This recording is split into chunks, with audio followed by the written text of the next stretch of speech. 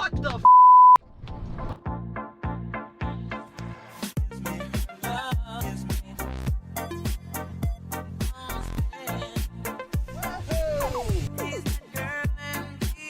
Alright, so this is a pretty straightforward process, but I figured I'd do a quick clip on how to do it. It varies vehicle to vehicle, obviously, but usually it's all pretty similar. Changing a bottom seat cushion, it's a much better way of going if you have damage like this versus having your seat reupholstered. When you have a seat reupholstered, it's more expensive and it usually doesn't match the OEM look, especially if you're leaving your other seats alone.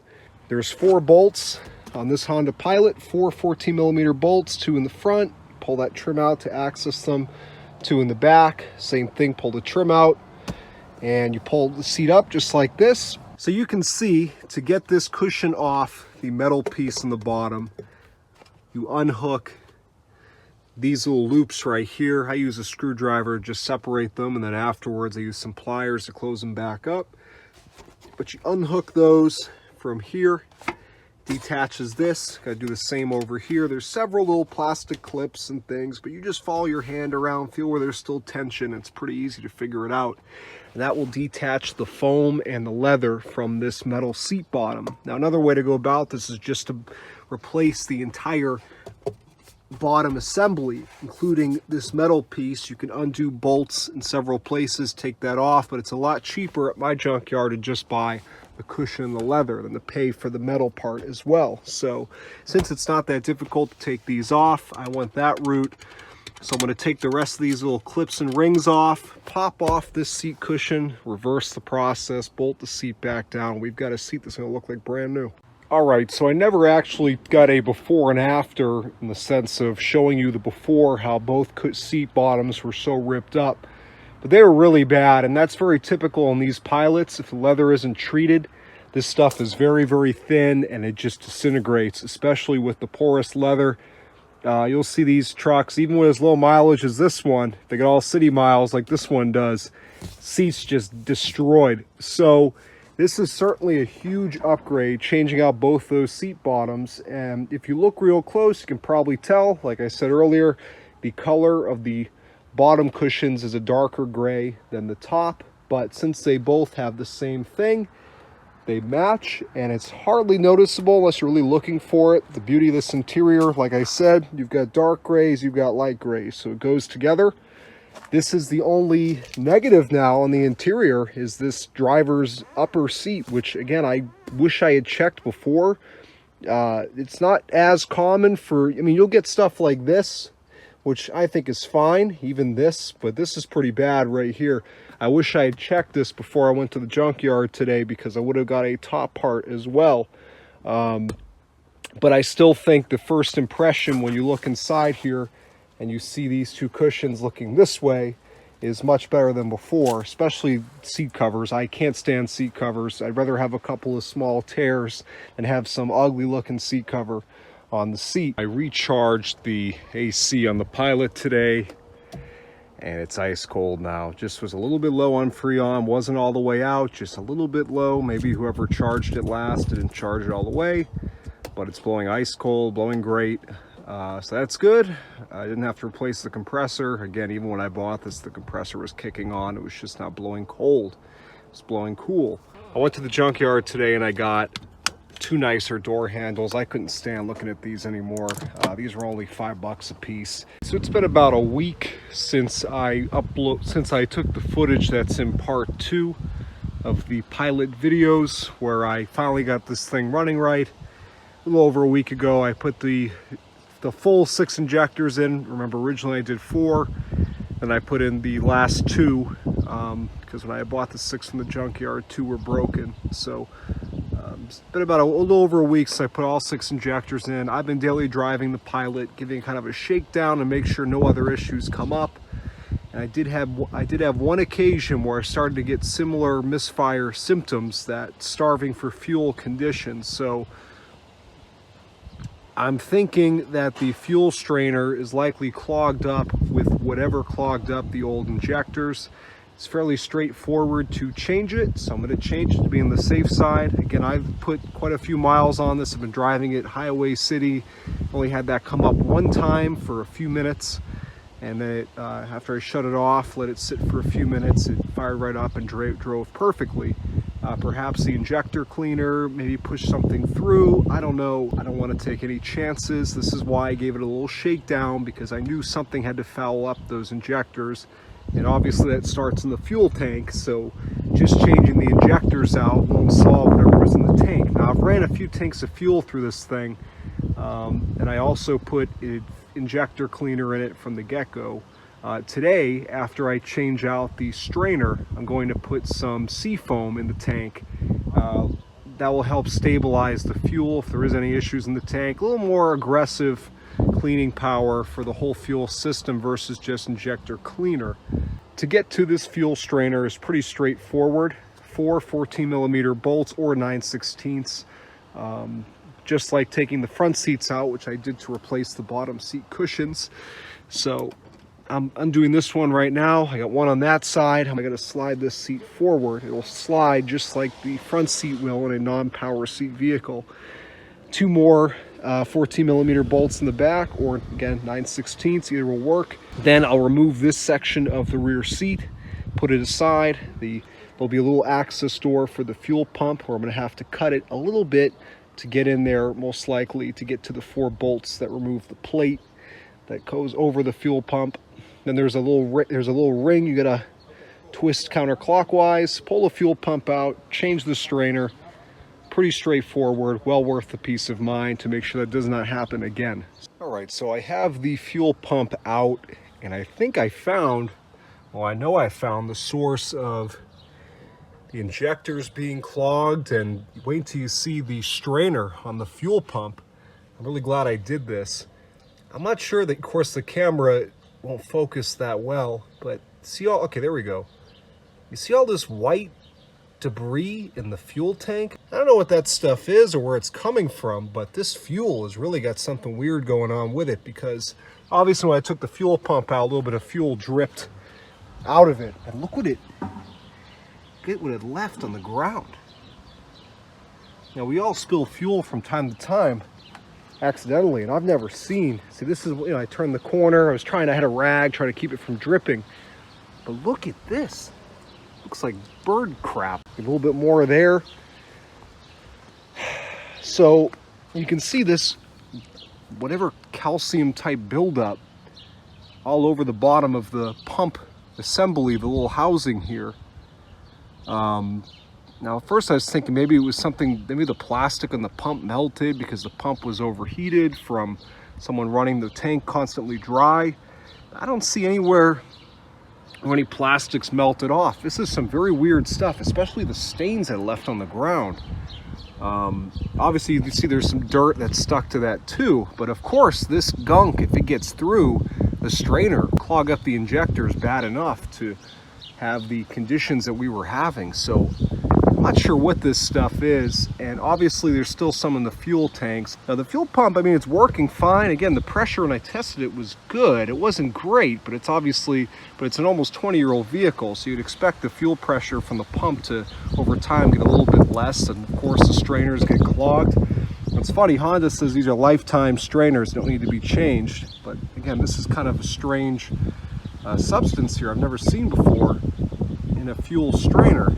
So let me know what you think it is. My plan of attack, I'd say, is to, I have a strainer. It was 13 bucks from the auto parts store. I could probably get one online for a couple dollars. So, but I wanted to take care of this. I don't want to run the Pilot anymore until I change the strainer. I'm going to change the strainer. I'm going to clean out this plastic bucket attachment of the fuel pump, get all that crap out of there.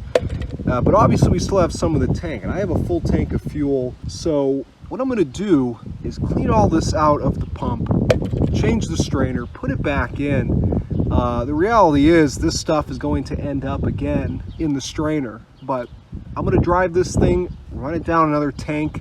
I am running the risk, obviously, of the injectors getting this stuff in it again, but hopefully the sea foam will help with that. If I have to pull the injectors out and change them again with another set, at this point I've done it so many times, I can get that intake plenum off and the injectors out. The whole process, intake, put them off, change the injectors, throw it back in under 20 minutes. Dropping that fuel tank, especially full, if I bring it to a shop, they're gonna charge me at least 2 hours labor. So I think the best way to go about this right now is change the strainer, clean this out, put it all back in, drive this thing, get it as low as possible on fuel. I want this thing to be almost empty. And then I'll take this all out again, get all that crud out of there. I don't see where that could have came from, but I don't know if somebody dumped sugar or something in the fuel tank. Maybe this woman pissed somebody off. That's always a possibility. Maybe that's what the sugar formed into with the gasoline. I'm no scientist, but you're not supposed to see this in your fuel pump, this stuff right here. Look at that. It's like flour or sugar or something. So this was clearly, so maybe this was a sabotage situation. Now we know what happened here. Sugar or something in the tank, and it looks like there's still quite a bit. Obviously I can't see the whole tank, but there's still quite a bit of that stuff down there. So I've changed the strainer. Here's the old one full of whatever substance was put into the fuel tank. New one's on there, everything reattached. Gotta pop this. You can see I also cleaned this out, got all the whatever was in there out. So again, I'm gonna put this all back together, put it back in the tank. That's all I can do for now. Run the tank down to empty, or as close as I can get it to empty, and take this all out again, get all that substance out of the bottom of the tank. And at that point, this should finally be permanently fixed. All right, so I've got the pilot as low as I'll comfortably take it on gas. I do have a transfer pump, a manual one, but there shouldn't be much gas left in this tank. All right, so forgive the noise. These idiots are over here cutting the grass today. I don't know why. I'm not supposed to be doing any grass cutting here at the shop until Sunday. Anyway, you can see I've siphoned out all the fuel. There's still some crap in the tank. So now I'm going to actually use the same siphon pump to hopefully suck that stuff out. Obviously I don't want to stick a vacuum in there because that could spell trouble even with the gas fumes and the electric charge of the vacuum. That's a big no-no. So if I can't get it out with the siphon pump with the air sucking it out, then I'll just go in there by hand with something that's not going to leave traces of fabric, like these shop towels. They'll leave crap in there. But something that won't do that, like maybe one of these wipes. It looks like, based on me sticking my scope down there, that all the crud that's left in here is fortunately right around where the fuel pump was. There's nothing that way or that way. So once I get that area clean, that should be all of it. So you can see no more of that sugar substance, whatever it was. I got in there, really cleaned it out well.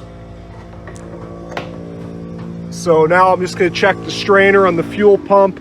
If that's clean, I'm gonna throw it back in. If not, I'm gonna run and get a new strainer, unless I can clean it easily. Gonna have to go get a gallon or two of gas to put in this thing, because it's bone dry now. And that's it, she's ready to go. No more crap in the fuel tank, so I don't have to worry about that ever happening again for the next owner. All right, so I've got the fuel strainer out. It's hard to say if it actually does have some of that sugary stuff in it, but it does look like it to me. There was some even loosely on the strainer. I hadn't got sucked through it. I don't want to take a chance for 12 bucks, whatever this thing was. I've already just changed it out after doing all this work and pulling the fuel pump back out, cleaning the tank. I mean, you can even see it actually coming off on my hands. So yeah, that sugary substance is in this. I can even see through here, actually, the little pickup tube. So it definitely is in there. I'm glad I took this off now. I'm gonna go ahead, run down to the auto parts store, get a new strainer, pop that on the fuel pump. The good news is the pump is a lot cleaner, the actual plastic basin at the bottom, which encases this strainer. When I first took it off, it was caked up real bad with that sugary substance. But this time it's pretty much perfectly clean. A little bit of junk in there, but not much. So we definitely got the majority of it out. After I'm done today, I'm gonna put in that sea foam. That should help clean out any junk in the injectors, and I'll take her out on the highway, give her a foot to the floor, give her a full throttle test, and if there's no bucking from that, she should be perfectly fine.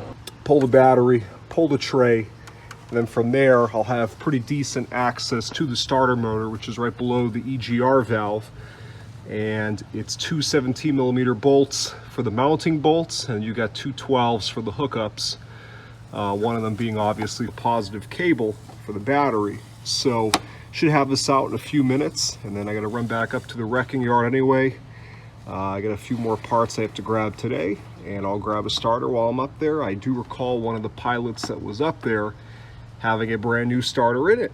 It was in an accident, so no sense buying one at the auto parts store for about 110 after the core when I can get one for 15 bucks at the wrecking yard. The last of the 4 bolts holding the battery tray is in a bit of a tricky spot. I find the best way to get to it is to remove the driver's side front wheel, and I'm going to show you exactly where it is. You can see we've got the strut right here, brake caliper. Now we're looking at the transmission, and right where this fender liner ends, where you have this truck bed light coating, you can see a frame rail. Okay, see the frame rail? That last bolt is right there. See, I've got the wrench on it right now. For the battery tray, they're all 12mm.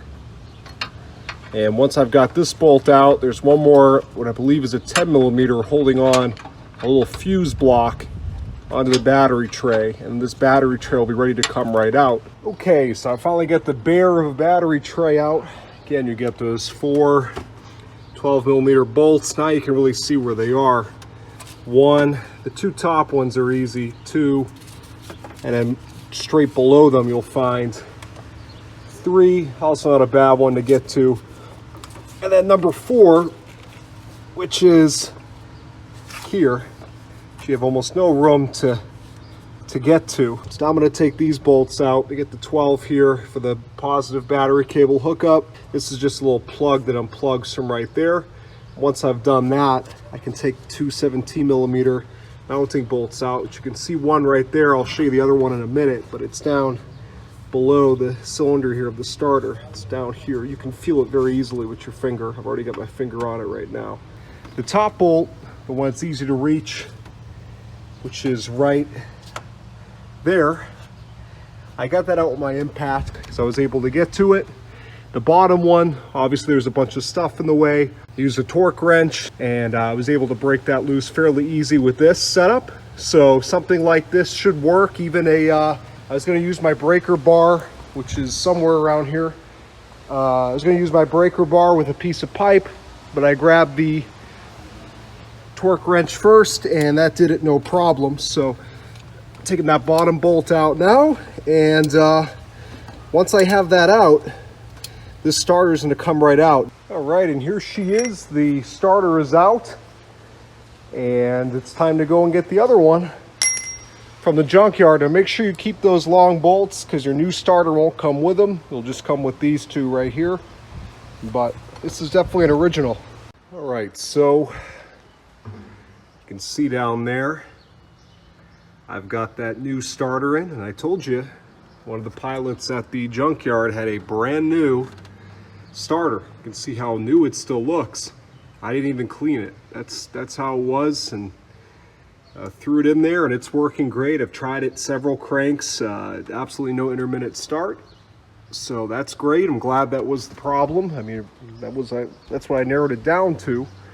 The last thing I got to do before I can get this thing listed for sale is I want to give the outside a somewhat thorough, quick detailing. It needs a polish on the hood, and this is going to be a mid-2s vehicle. It's not going to be the nicest pilot no matter what I do to it. It's got some body damage here and there, pretty much everywhere. The paint all around's in rough shape. Again, I could go really crazy, but especially in this current market, it's not going to matter much to someone buying this vehicle. So there really isn't any reason to waste all that time trying to make it perfect. I mean, scratches like these I'll buff out because it'll only take me a few minutes, but I'm not going to go crazy trying to fix stuff like this. This, I'm going to try to buy a can of color match and just spray it to look better, but it's got damage everywhere. This is going to be for somebody basic transportation, a little more than basic, somebody who needs an SUV. Maybe they've got kids, maybe their job requires having a sport utility vehicle for storage or whatever, or somebody who just wants a Honda. You know, it's going to be, I'll probably list it for $3, and I'll take somewhere in the mid-2s for it. I mean, ideally, hopefully someone comes out and pays $28 or something like that, but I've already checked the market. I'm always checking the market, and there's some nice pilots out there of this era, 2003, 2004, for around $3,000. They're either at these sketchy looking used car lots, or just by looking at their surroundings, they're in kind of rough areas. And a lot of times you go out, look at those vehicles, and they'll tell you everything is perfect, good to go. And you get out there and it's got several undisclosed issues, so they're blatantly obvious, or it's got a rebuilt title and they don't disclose that. So again, I don't let the other comps affect my pricing too much. This is a $3,000 list price vehicle regardless of what else is out there. And again, someone comes out and they got cash in hand, I'm willing to negotiate. So I'm going to run it down to the car wash, blow it through that, and then get to polishing the hood. And I got to throw a pilot badge in the back too. I've got one of those.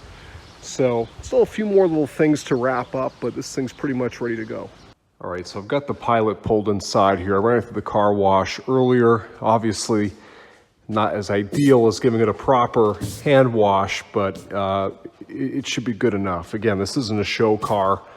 I just want to get the hood polished up, get these hard water spots out. You can see where the clear coat's starting to, again, it hasn't gone, but you've got those light spots. So I want to polish that out. I'm not going to do the whole vehicle. Again, this is an older Honda. This is not a big dollar vehicle. There's no reason to go that crazy. You know, most of the paint's okay. You know, there's gonna be scratches and things. I just want to get the real rough spots out, like here. I'll do on top of these door sills. Now, obviously, if it looks really weird and in some areas look a lot shinier than others, then maybe I'll have to go ahead and polish the whole thing. But trying to avoid that. I know the grill could use some back to black. Maybe I'll do something with that tomorrow. I don't have any supplies here at the shop that I can sort that out with. All right, so I went a little further than I thought I would, but I still didn't spend that much time, maybe an hour in total. Went around the entire truck and did compound except for below here. It just wasn't necessary. The paint's not faded down there either because the sun's never hitting it. So I hit all the areas where the paint was faded with the compound. Then I went over the hood with polish. I just did the front section of the roof with the compound. You can see it took all the white haze out from where the clear coat is failing. So it's still obviously in rough shape, but it looks 10 times better without that white clear coat haze. Looks a hell of a lot better. And again, there's a lot of product on there still. It needs to come off. I've done the best I can do. I've been working all day. I'm tired. Look at the sparkle that came back in this paint. And down here, where I said I wasn't going to do it, I ended up doing it. And again, it brought this back to life. I'd say it looks pretty good for an hour's worth of effort and a $10 car wash.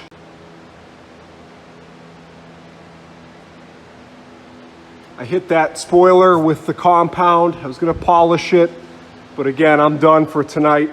I got a lot of the scratches out that were on the side of the truck. There was a lot of scratches on this side. Not so much anymore. All right, so to close out the Pilot series, the restoration I've done on this Pilot, it's come a very long way. Just to recap, I bought this for $250 off of OfferUp. It was barely running at all. After much diagnosing and digging, I discovered that there was a foreign substance that got into the fuel tank and clogged up all the injectors. Well, 4 out of 6, 2 of them were half clogged. So I replaced all 6 injectors, and then I ran a full tank of gas through with some sea foam. When the tank got pretty much empty, I used a transfer pump to pump out the remaining fuel. Once I had it bone dry, I went in there with a rag and I got out any of that foreign substance that was left, so it would never be an issue again. I also replaced the EGR valve as part of my initial diagnosis, a misdiagnosis, but the old EGR valve was very dirty. I cleaned the whole EGR system on top of the intake when you pop off that little cover. Did an oil change. I also replaced both of the lock actuators on the driver's and passenger side because the door locks are not working properly. Maybe a few things I'm forgetting. Oh, the seat bottoms on the inside. Replaced both seat bottoms, driver's side and passenger side. I know the interior isn't perfect still, but again, I can only invest so much time in these vehicles. I also did, as you saw last night, the exterior compound and polish. It looks a heck of a lot better. I put the pilot badge back on. It was missing when I got the vehicle. I got another one at the junkyard, so I put that on with some 3M trim tape. And this side, this was the side that was in real rough shape. You can see I did some paint touch up on that front fender. I wasn't able to get the exact color. They didn't have it at the auto parts store. I got a Ford dark gray that matched it pretty well. So where someone had done some body work there with some primer, I was able to paint over that. It's a pretty close match. Same for back here where there was a lot of damage. I touched that up. So you still have the dent there. Then I went around with some rubbing alcohol, took out the major paint scuffs that were all over this door here that wouldn't come out with the compound. So there's no more blue paint. There was a lot of blue paint in this mirror as well. So there's no more paint left in the doors. Again, this was all compounded, polished, and you can hear this thing just purring away.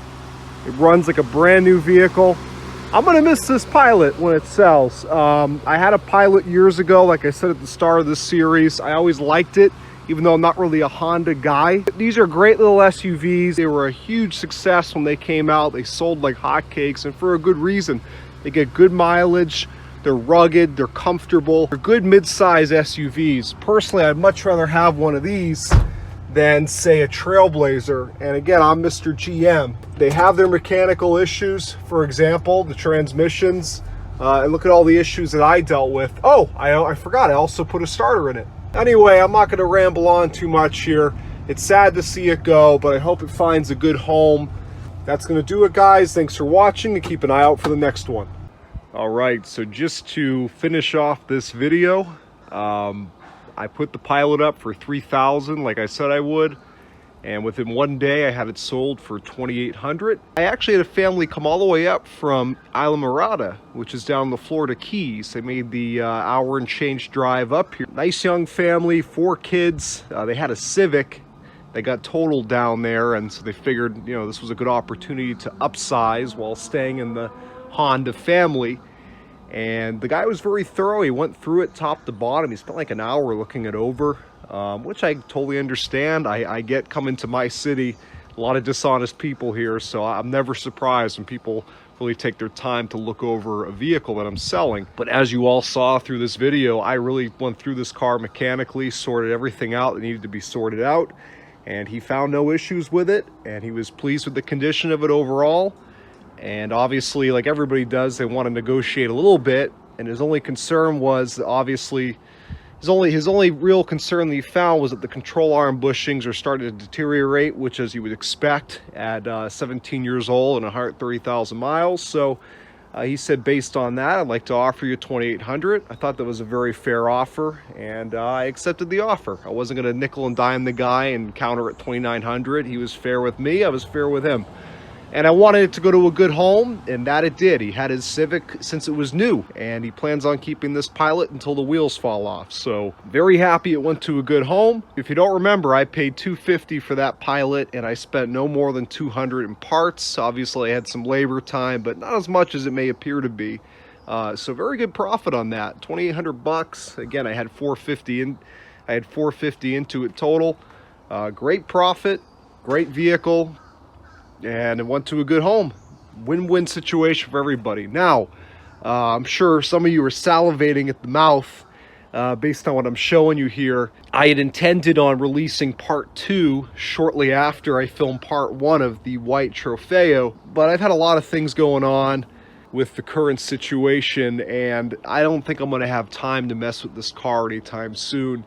At the very least, I need to get a ozone machine and get in there and get the odor out of it. So if that doesn't give it away, most of you figured it out. This had an interior fire the night I brought it home. Long story short, when I towed it back from buying it out in the Everglades, I had the battery disconnected because the headlights wouldn't shut off when I was leaving there. So I disconnected the battery.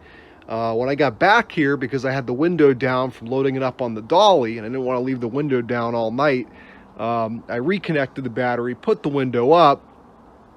In the back of my head, I was thinking, geez, maybe I should disconnect that battery, because obviously the car had a lot of hack electrical, but I forgot to do it, and I went to bed, and the next morning I came out here, and as you saw me talking about in the little teaser clips I put in the first video, I'm like, geez, I don't remember the windows being tinted. And well, that's because they're not tinted. There was an interior fire. The fuse block caught on fire. I don't know how. Obviously, probably had something to do with all the electrical hackery in this car. When I went to look at it, it had a dead battery. It was stone cold dead. I brought a battery, so it's not like it was sitting at the guy's house with power all these months. It's been dead for who knows how long. But it caught on fire, the fuse block blew up, or whatever happened. I really haven't taken more than a second to look at it because of the smell. And it melted the dashboard, it cracked the windshield from the heat, you can see. I think the headliner, yeah, the headliner burnt up too. Everything else looks okay. I haven't opened the door on this thing in like a month. I'm gonna hold my breath here and give you a quick peek, but it's not good.